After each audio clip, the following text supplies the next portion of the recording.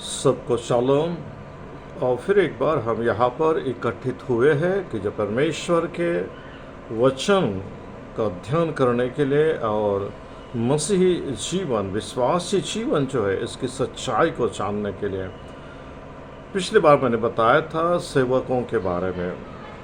सेवक जो होते हैं, जब सेवा करते हैं तो इस बात को हमें ध्यान देना है कि जब वो सेवा करता है तो किस प्रकार से सेवा करता है, क्योंकि सेवक का पुराना जीवन जो है वह जीवन सेवा करते समय, मतलब जो जीवन पाप से भरा हुआ है, परमेश्वर के वचन से अलग है, आज्ञाओं से अलग है, योजनाओं से अलग है, तो ऐसा जो भी सेवक है उस सेवक के बारे में हमें होशियार रहना है। क्योंकि जब परमेश्वर की सेवा के लिए कोई व्यक्ति जिसे परमेश्वर चुनता है, जो पश्चाताप मन फिराव करके अपने आप को बदलता है, तो वह पुरानी जो गंदी बातें हैं, पुरानी जो अपराध, गुनाह, पाप जो है वो अपने जीवन में नहीं करता है। और इसलिए इस बात को हम लोग ध्यान में रखें।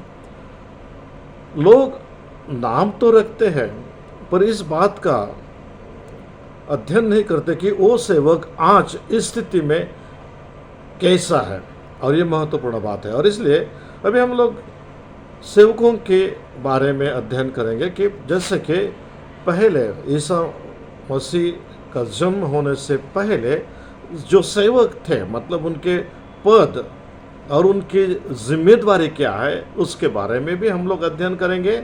और ईसा मसीह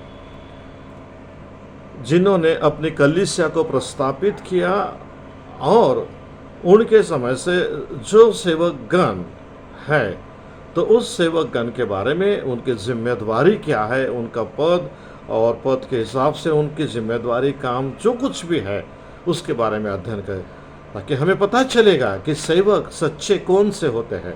और एक बात सिर्फ कहना चाहता हूँ कि जो सच्चा सेवक होता है, जिसका सच में परिवर्तन हुआ है, नया जीवन प्राप्त किया है, वह सेवक अपनी सेवकाई में परमेश्वर की इच्छा, योजना और आज्ञा जो है उसका पालन करता है, और पालन करने के लिए वह लोगों को भी शिक्षा देता है। यदि उस सेवक के द्वारा हमारे जीवन से परमेश्वर का अपमान होता है, आज्ञाओं का पालन नहीं होता है, योजना टूट जाती है, कलीसियाएं भी फूट जाती है, तो समझना कि वो सेवक जो है वो बराबर नहीं है। और उस सेवक ने अपने आप को फिर एक बार टटोल कर देखना है। हर एक सेवक ने सेवा करते समय इन बातों पर ध्यान देना है। परमेश्वर आप सभी को आशीषित करे, और ऐसे ही हम लोग एक एक विषय को लेकर शिक्षा प्राप्त करते हुए आगे बढ़ेंगे। ये हम लोग प्रार्थना करेंगे।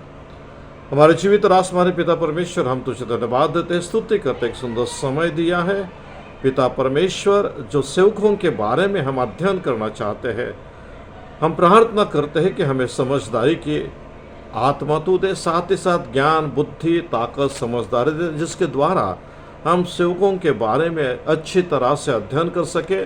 और जितने भी सेवक हैं वे भी प्रभु जी अपने आप को टटोल कर देखकर अपने जीवन में परिवर्तन लाने वाले बने, ऐसा होने दे। और जिनके जीवन में परिवर्तन आए, उनके द्वारा अन्य लोगों का भी परिवर्तन हो जाए। सब कुछ तेरे हाथों में है। जिन्होंने प्रार्थना के लिए विनती की है, जिनको शारीरिक तौर पर, बौद्धिक तौर पर, आत्मिक तौर पर और आर्थिक यानी कि पैसों की जो कुछ भी आवश्यकता है प्रभु जी, ये सारे आवश्यकता तेरी इच्छा के अनुसार तू पूरा कर दे। जो तुझे अच्छा लगता है वही होने दे। धन्यवाद देते हैं प्रभु, तूने हमारी प्रार्थना को सुना है। प्रभु यीशु मसीह के नाम से मांगते, सुन और कबूल कर। आमीन।